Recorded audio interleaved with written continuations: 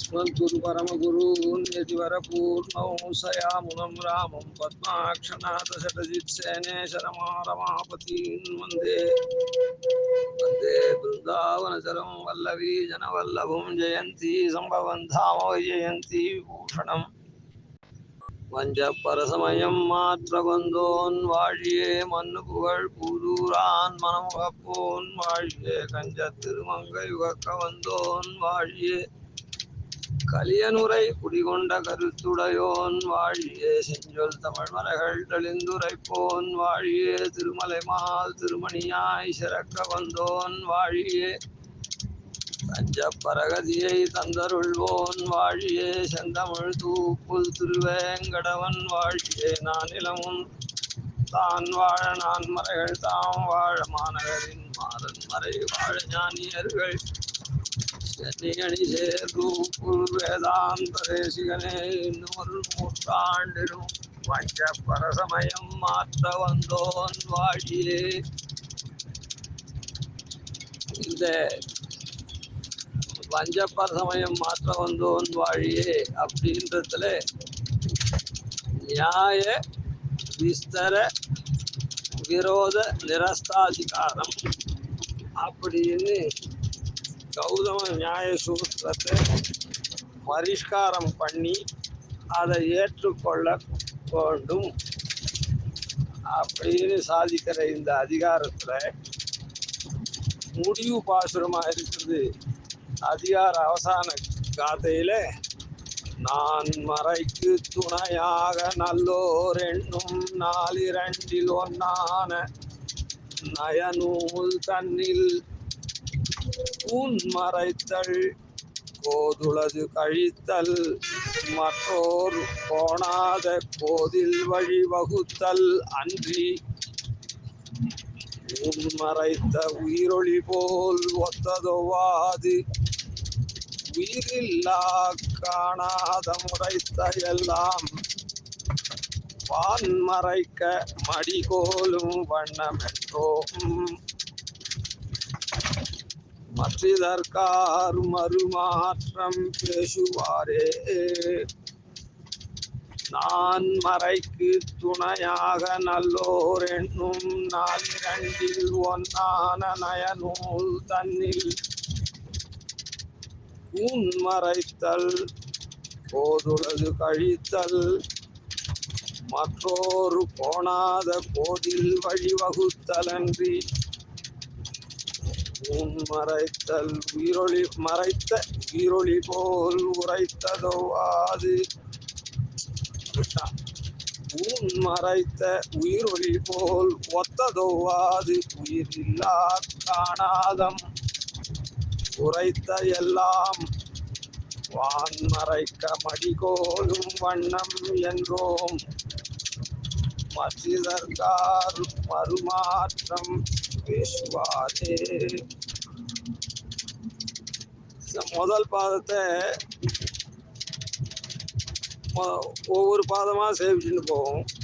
நான் மறைக்கு துணையாக நல்லோர் என்னும் நாலிரண்டில் ஒன்னான நயநூல் தன்னில் நான் மறை வேதங்கள் இருக்குது. ரிக்யஜுசாம அதர்வணம்னு அந்த வேதத்துக்கு வேதார்த்தத்தை நாம தெரிஞ்சுக்கிட்டு, அதாவது இதிகாச புராணாபியாம் வேதம் அப்படின்னு சொல்லி இதிகாச புராணங்கள்னால வேதத்தினுடைய அர்த்தத்தை தெரிஞ்சுக்கணும். இதிகாச புராணம்ன்றது உபலட்சணம்னு வச்சுக்கணும். விவேகி அல்பஸ்தாத் வேதாமாம் உபரிஷதி அல்பஸ்ருதனா இதெல்லாம் இதிகாச புராணம் முதலியவெல்லாம் தெரியாத அல்பஸ்தாக்களே அவள்லாம் என்னை வஞ்சிக்கிறா, தாறுமாறா அர்த்தம் சொல்லி அப்படின்னு வேதமே பயப்படுது அப்படின்னு சொன்ன ரீதியில வேதாந்தத்தை தெரிஞ்சுக்கணும்னா நான் மறைக்கு அந்த நான்மறையினுடைய அர்த்தத்தை தெரிஞ்சுக்கணும்னு சொன்னா துணையாக நல்லோர் என்னும் அதுக்கு சகாயமா அந்த அர்த்தத்தை தெரிஞ்சுக்கிறதுக்கு, வேதார்த்தத்தை தெரிஞ்சுக்கிறதுக்கு துணையா நல்ல வாழ்றாளே சிறந்த ஞானிகள்னு அர்த்தம். அல்பஸ்ருதாத் அப்படின்னு மாம் பிரதரிஷ்யதி அப்படின்னு வேதம் பயப்படுதுன்னு சொன்னா அப்படிப்பட்ட வாழ்க்கை அல்பஸ்ருதர்கள் இல்லை, நல்லோர் மன்வாதிகள் மகரிஷிகள். நல்லோர் எண்ணும் நாலிரண்டில் ஒன்னான நயனூல் தன்னில் அவள்லாம் இந்த நான்மறையினுடைய அர்த்தத்தை தெரிஞ்சுக்கிறதுக்கு துணையா என்ன பண்றா, அவள்லாம் எண்ணிருக்கான்னா சிந்தை பண்ணி நமக்கு சொல்லியிருக்கா. என்னன்னு, நாலிரண்டு வேதத்தை தெரிஞ்சுக்கிறதுக்கு, அர்த்தத்தை தெரிஞ்சுக்கிறதுக்கு இதிகாச புராணாபியாம் அப்படின்னு அங்கே சொல்லிட்டேன். அந்த சொன்னது உபலட்சணம்னு சொன்னவேன். அது என்னது அப்படின்னு சொன்னா 4 8 சாஸ்திரங்கள் அப்படின்னு. இந்த 8 சாஸ்திரங்கள் நமக்கு வேணும் அப்படின்னு கீழே சொன்னோம். சதுர்தச வித்யாஸ்தானங்கள் அப்படின்னு படிக்கப்பட்டிருக்கு. பிராயசா 14 வித்யாஸ்தானங்கள், 4 வேதங்கள், 6 அங்கங்கள், நியாயம், மீமாம்சை, தர்மசாஸ்திரம், இதிகாச புராணம் அப்படின்னு 4 ஆக மொத்தம் 14 பிராயசான்னு சொன்னேன். அந்த 14 வித்யாஸ்தானங்கள் கொண்டா இங்க சுவாமி தேசிகன் என்ன சாதிச்சிருக்காருன்னா, நான்மறைக்கு துணையாக நல்லோர் என்னும் நாலிரண்டில் அப்படின்னு 8 வித்யாஸ்தானம்னு சாய்க்கிறார். நான்மறைன்னு சொன்னதுனால வித்யாஸ்தானம் 14ல் 4 போயிடுச்சு, மீதி 10 இருக்குது. ஆனா இந்த இடத்துல சுவாமி தேசிகன் 8 தான் சாய்க்கிறார். சுவாமி தேசிகன் 8 வித்யாஸ்தானம்னு சாய்க்கிறார். அப்போ 14 வித்யாஸ்தானம்னு பிரசித்தமா சொல்லிருக்கிறத வச்சு இந்த 4-2ன்னு சொல்றதுக்கு என்ன பண்றா அப்படின்னு சொன்னா, இந்த தர்மசாஸ்திரம் புராணம் அப்படின்னு 2 இருக்கும்ல, நியாய மீமாம்சைன்ற 2ஓட கூட தர்மசாஸ்திரம் புராணம்னு இருக்க. இத என்ன பண்றா, விட்டுடுறா. இந்த 4-2ன்னு சுவாமி தேசிகன் சொன்னதுனால இந்த 10 இருக்குது அங்கங்கள் 6, இந்த நியாயசாஸ்திரம், மீமாம்சா சாஸ்திரம், தர்மசாஸ்திரம், புராணம் அந்த 4 போல இது 2த்தையும் விட்டுடுறா. காரணம் என்ன அவ சொல்றதுக்கு அப்படின்னா, இந்த புராணமும் தர்மசாஸ்திரமும் வேத வாக்கியத்தினுடைய அர்த்தத்தை தான் ஒரு மாதிரியா சொல்றது. அதனால அதை விட்டுட்டாக்கா மற்ற 8 வித்யாஸ்தானம், அதாவது 6 அங்கமும் மீமாம்சா நியாயமும் அப்படின்னு சொல்றாங்க. இது அந்த மாதிரி அபிப்பிராயம் உள்ளவாளே நாம ஒன்றும் சொல்லல. ஆனா அதுல என்னன்னா, தர்மசாஸ்திரமும் புராணமும் வேத வாக்கியங்களை போலதான் வேத வாக்கியங்கள் அர்த்தத்தை சொல்றது. வேத வாக்கியனுடைய அர்த்தத்தை தெரிஞ்சுக்கிறதுக்கு தான் இந்த வித்யாஸ்தானமே சொல்லிருக்குது. தர்மசாஸ்திரமும் புராணமும் வேத அர்த்தத்தை தான் அப்படியே சொல்றது. அப்படின்றதுனால மற்ற 8 ஸ்தானத்தை வச்சுக்கலாம் அப்படின்னு சொல்றாங்க. இன்னொரு விதமாகவும் சொல்றாங்க. நியாய சாஸ்திரம், நியாய விஸ்தரம் இருக்கு, அது பிரத்யக்ஷம் முதலான பிரமாணங்கள் இருக்குது. அந்த பிரமாணமும் அந்த பிரமாணத்தினால அறியக்கூடிய பிரமேயமா இருக்கக்கூடிய மற்ற வஸ்துக்கள் இருக்குது, அதை பொதுவா சுருக்கமா வெளியிடுறது. மீமாம்சை என்ன பண்றது, அந்த பிரமாணங்களையும் அந்த பிரமாணங்களால காட்டப்படக்கூடிய பிரமேயமான வஸ்துக்களையும் நன்னா ஆராயுது. ஆக மொத்தத்துல இந்த 2ம் நியாயசாஸ்திரம் சுருக்க சொல்றது, மீமாம்சா சாஸ்திரம் விரிவா சொல்றது. அதனால இது ரெண்டுத்தையும் விட்டுட்டு மீதி 8 அங்க 6 மீதி 2 சாஸ்திரம் புராணம் தர்மசாஸ்திரத்தை 8 அப்படின்னு இதை விட்டுட்டு அந்த மாதிரி சொல்றான். சரி, அது பெரியோர்களுடைய வியாக்கியானங்கள்ல அந்த மாதிரி காணப்படுறது. அதை நாம இந்த இடத்துல பெரியோர்கள் என்ன ஒரு மாதிரி அபிப்பிராயப்படுறான்றதையும் தெரிஞ்சிடணும். ஆனா இப்போ சுவாமி தேசிகன் இந்த இடத்துல சொல்றாரு, இதுக்கு என்ன திருவுள்ளமா இருக்கும் அப்படின்னா, நான் மறைக்கு துணையாக நல்லோர் என்னும் 4 ஒன்னான நயனூல் தன்னில் நான்மறை அப்படின்னு சொல்லச்சேவே இப்போ வேதத்தை அத்தியனம் பண்ணணும்னு சொல்லியிருக்குது.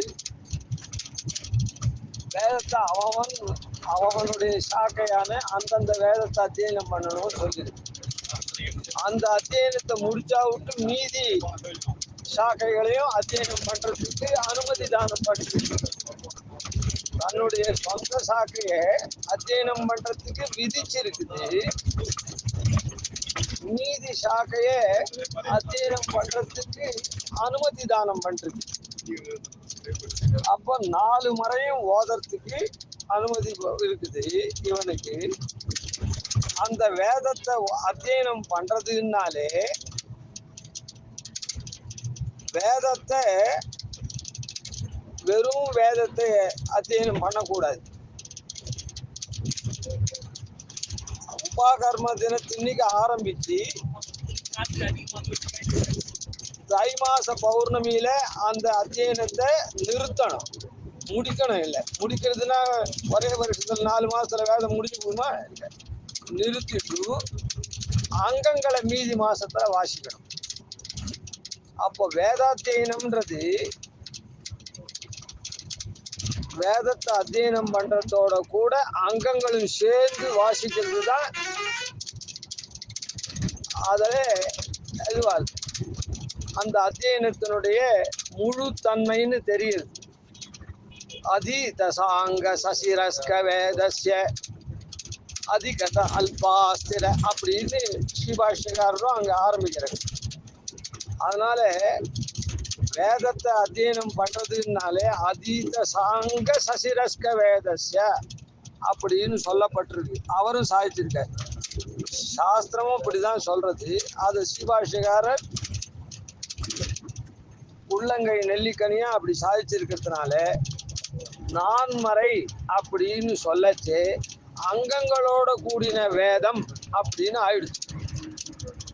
அப்படின்னா சதுர்தச வித்யாஸ்தானம்னு சொன்னதுல 4 வேதம்னு சொல்ற இடத்துலயே 6 அங்கங்களும் சேர்ந்து போனதுனால இந்த நான்மறைக்கு அப்படின்ற சப்தத்துல சுவாமி தேசிகன் பிரயோகப்படுத்துது. இந்த 10 வித்யாஸ்தானம் ஆயிடு போச்சு. அதுக்கு மேல துணையாக நல்லோர் என்னும் 4 அப்படின்னு சொல்லச்சு சதுர்தச வித்யாஸ்தானம்னு சொல்ற பட்சத்துல 4 தான் நிக்கிறது. 4 4 8 அப்படின்றது தேரவே தேராது. அவள்லாம் என்ன பண்ணா அங்கத்தை 6 எடுத்துட்டு இந்த மேல இருக்கக்கூடிய 4 14, அதான் 4 வேதத்தை தவிர மீதி 10 வித்யாஸ்தானத்துல ஒரு விதமா இத்த கழிச்சு அத்தை கழிச்சு 8 அப்படின்னு தீர்மானம் பண்ண. இப்ப நான்மறைன்னு சொன்ன இடத்துலயே 10 வித்யாஸ்தானம் ஆயிடுச்சு. அப்போ இதை என்ன பண்ணணும்? அப்ப 8 மீதி என்னது அப்படின்னு சொன்னா அஷ்டாதச வித்யாஸ்தானம்னு சொல்லப்பட்டிருக்கு சாஸ்திரத்தை. அது பகுவா சொல்லப்படலையே தவிர அதான் பிராயசகான்னு அந்த இடத்துல சொன்னோம். பெரும்பாலும் 14ன்னு சொல்லிருக்கா. ஆனா சில இடங்கள்ல அஷ்டாதச வித்யாஸ்தானம்னு சொல்லப்பட்டிருக்கு. அது என்னதுன்னா இந்த 14ஓட கூட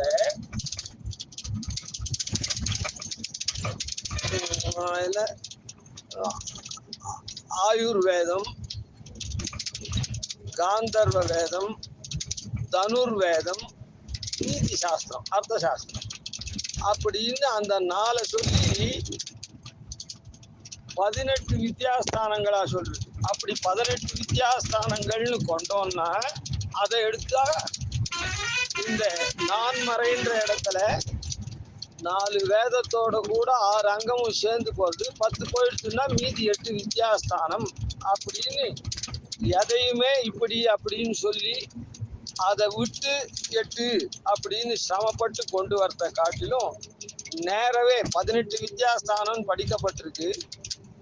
வேத அத்தியனம் அப்படின்னு சொன்னா அங்கத்தோட அத்தியனம் ஆனதுனால அது தீர்ந்து போச்சு அதுலயே. அதனால இந்த 8 அப்படின்றது இப்படி சொல்லலாமா? இப்படி எல்லாம் பெரியோர்கள் ஒரு விதமா வியாக்கியானம் பண்ணிருக்கு அப்படின்னு சொன்னா, கோன்வஸ்மின் சாம்பிரதம் லோகே குணவான் கஷ்ட வீரியவான் தர்மஜ்ஞஸ்ய கிருதஜ்ஞஸ்ய அப்படின்னு நீள போறது. சத்தியவாக்கியோ திருடவிரதா அப்படின்னு இதுல ஆபாத்தத்தா சொல்றவா 16 குணம் அப்படி இப்படின்னு கேட்டிருக்கா. இப்ப இந்த லோகத்துல யார் இருக்கான்னு அப்படி இல்லை, அந்த சகாரத்துக்கெல்லாமும் பொருள் உண்டு அப்படின்னு சொல்ற மகான்களுடைய வியாக்கியானப்படி அது மேல போறது எத்தனையோ. அதனால 30 சில்லற குணங்கள் போறது. அந்த மாதிரி கேட்ட அந்த ஒருவன் யாரு அப்படின்னு சொன்னா அந்த ராமன் தான் மேல பதில் சொல்ற. இப்போ இந்த லோகத்துல இருக்கவன் ராமன் அப்படின்னு சொல்லச்சே அந்த ராமன் எப்படிப்பட்டவன் அப்படின்னு சொன்னா, ரக்ஷிதா ஸ்வஸ்ய தர்மஸ்ய ஸ்வஜனஸ்ய ச ரக்ஷிதா வேத வேதாங்க தத்வஜ்ஞः தனுர்வேத ச நிஷ்டிதः ரக்ஷிதா ஸ்வஸ்ய தர்மஸ்ய, அதாவது தன்னுடைய தர்மத்தை காப்பாத்துறவன். தன்னுடைய தர்மத்தை காப்பாற்றுறவன். அவன் க்ஷத்ரிய வம்சத்துல பிறந்ததுனாலையும் இன்னும் பொதுவாகவே என்னது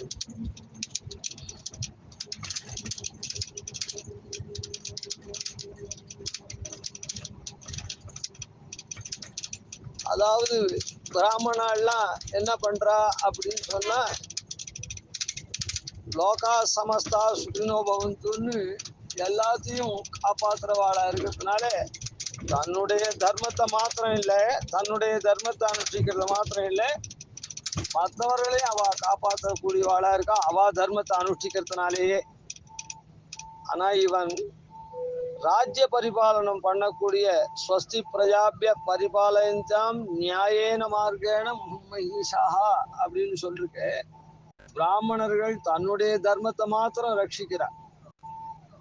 அப்படி ரட்சிச்சாலே அதனாலேயே லோகம் சுபீட்சமா இருக்கு. லோகா சமஸ்தா சுகினோ பவந்து. ஆனா இவன் ராஜாவா இருக்கிறதுனால என்ன பண்ணணும், மற்றவாளுடைய தர்மத்தையும் ரட்சிக்கணும்.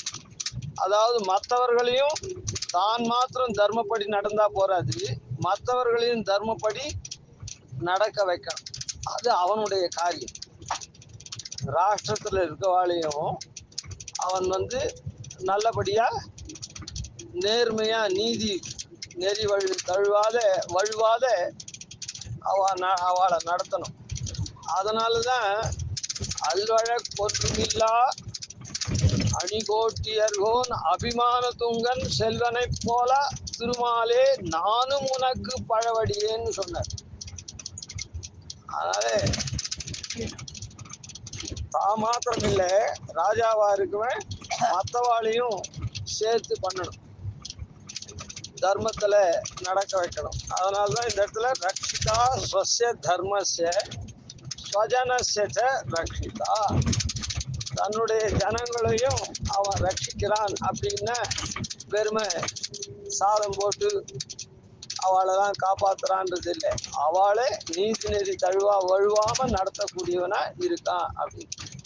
அப்படிப்பட்டவன் அவனால எப்படி இது முடியறது அப்படின்னு சொன்னா, வேத வேதாங்க தத்வஜ்ஞா, தன்னுடைய தர்மத்தை ரட்சிக்கணும்னு சொன்னா வேதாங்கத்தெல்லாம் ஓதினவன் இல்லை, தத்வஜ்ஞா அதனுடைய அர்த்தத்தோட அந்த உண்மையான அர்த்தத்தோட தத்துவார்த்தத்தை தெரிஞ்சவனா இருக்கணும். அப்பதான் தன்னுடைய தர்மத்தை ரட்சிக்க முடியும். அதுக்கப்புறம் ஏகதேசமா தனுர்வேதச்ச நிஷ்டிதா. தனுர்வேதத்திலையும் என்ன ராஜ்ய பரிபாலனம் பண்ணச்சே அந்த தனுர்வேதமெல்லாம் தெரிஞ்சுக்கணும். அதாவது ராஜ்யத்தை பெறுறதுலேருந்து அந்த அயோத்தியா அப்படின்னு அந்த ராஜ்யத்துல யாருக்குமே யுத்தமே பண்றதுக்கு எண்ணமே வராது. அந்த மாதிரியா இருக்கு ஹெல்ப் பண்ணணும்னா ஆண்டாள் சொன்னாலே என்ன, சற்றார் திரளிய சென்று செரு செய்யும் அப்படின்னு. அவன் வந்தா விட்டு காப்பாத்துறது இல்லை, எதிரி வந்தா விட்டு காப்பாத்துறது இல்லை. எதிரி எங்க இருக்கானோ அங்கேயே போய் அவனை அழிக்கணும். அவன் இங்க வரணும்னு இந்த இடத்துல வந்து அழிக்கணும்னே அவனுக்கு தோணக்கூடாது, படையெடுக்கணும்னு. ஆன மாதிரி சற்றார் திரளிய சென்று செரு செய்யும்னு சொன்னாலே அதை போல. அதனால அந்த தனுர்வேதத்தை நிஷ்டிதா அப்படின்னு சொல்றதுனால அவன் தனுர்வேதத்திலையும் நல்லா நிஷ்ணாத்தனா இருக்கான் அப்படின்னு சொல்லி. ஆனால் அந்த குருகுல வாசத்துல வசிஷ்ட குருகுலத்துல அவன் கச்சே 18 தனுர்வேதம்ன்றது இந்த 14ல் இல்லை. காந்தர்வ வேதம், அப்புறம் ஆயுர்வேதம், நீதி சாஸ்திரம், அதில் தான் இந்த தனுர்வேதம் இருக்குது, அந்த நாளில் தான். அதனால அங்கே ஏகதேசமா இந்த இடத்துல இத்தராளுடைய தர்மத்தை இந்த அதனால தனுர்வேத நிஷ்டிதகான்னு சொல்றதுனால நான் மறைக்கு துணையாக நல்லோர் என்னும் 4 ஒன்றான நயனூல் தன்னை அப்படின்னுட்டு 8 என்னது, அதான் 8ன்றது 18 வித்யாஸ்தானங்களை அங்க வந்து ஸ்மரிச்சிருக்குதே, சொல்லப்பட்டிருக்கு. அதை எடுத்துட்டு அர்த்தம் இங்க சொல்லணும். அப்படி சொன்னா எதையுமே விடாம சொல்லப்படும். ஒரு இடத்துல சொல்லிருக்கேன், சில இடத்துல சொல்லப்பட்டிருக்க 18 வித்யாஸ்தானம். ஏன்னா வசிஷ்ட குருகுலத்துல எல்லாத்தையும் கற்றதுனாலதான் அவன் வந்து இந்த மாதிரி ரக்ஷிதா ஸ்வஸ்ய தர்மஸ்ய ஸ்வஜனஸ்ய ரக்ஷிதா அப்படின்னு சொல்லச்சு அவனுடைய தர்மத்தை நடத்துறதுக்கு வேதாங்க தத்துவஜா அப்படின்னு சொல்றது. வேதாங்க தத்துவஜான்னு சொல்லி அந்த 10 அடங்கி போச்சு. அதுல தனுர்வேத நிஷ்டிதா அப்படின்னு சொல்றதுல அதுல 14மே அடங்கியிருந்தா இருக்கட்டும், வேதாங்க தத்துவஜான்றதுல.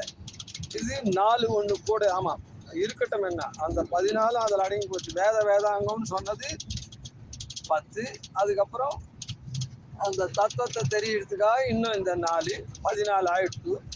இதரால ரட்சிக்கிறதுக்காக என்ன இந்த 4. அதில் தனுர்வேதம் பிரதானமான இருக்கிறதுனால தனுர்வேதம். அந்த சகாரம் வேறு, அந்த சகாரத்தை எதுக்கு வேணாலும் உபயோகப்படுத்திக்கலாம். வேதாங்க தத்துவத்தோட தனுர்வேதத்தையும் சொல்லலாம், இல்லை அணுக்க சமுச்சயமா இருக்கக்கூடிய இந்த 3ஐயும் சொல்லலாம். இந்த 4ல் அதாவது ஆயுர்வேதம், காந்தர்வ வேதம், நீதி சாஸ்திரத்தை. அதனால இந்த இடத்துல துணையாக நல்லோர் என்னும் 4 ஒன்றான அப்படின்றதுல இந்த 18 வித்யாஸ்தானத்தை இங்க கணிசிச்சு இப்படி சொன்னார் அப்படின்னு. இதுக்கு மேல அந்த வித்யாஸ்தானங்கள்ல ஒன்னான நயனூல் தன்னில் நியாய விஸ்தரம்ன்ற சாஸ்திரத்துல கூன்மறைத்தல் போன பாசுரத்துல சொன்ன மாதிரியே 3 வகையா பண்ணணும் அப்படின்னு சொல்ற. அதை மேல நாளைக்கு பார்ப்போம். கவிதார்க்கிய சிம்ஹாய கல்யாண குணசாலினே ஸ்ரீமதே வெங்கடேஷாய வேதாந்த குரவே நம. ஆதிவன்ஷகோபாதீன் யதிவர்யான் பஜே நிஷம் ஸ்ரீரங்கபூர்வஷடஜித்யதீசான பதாஸ்ரயம் ஸ்ரீவத்சவம்சதிலகம் வந்தே ஸ்ரீகிருஷ்ணதேசிகம்.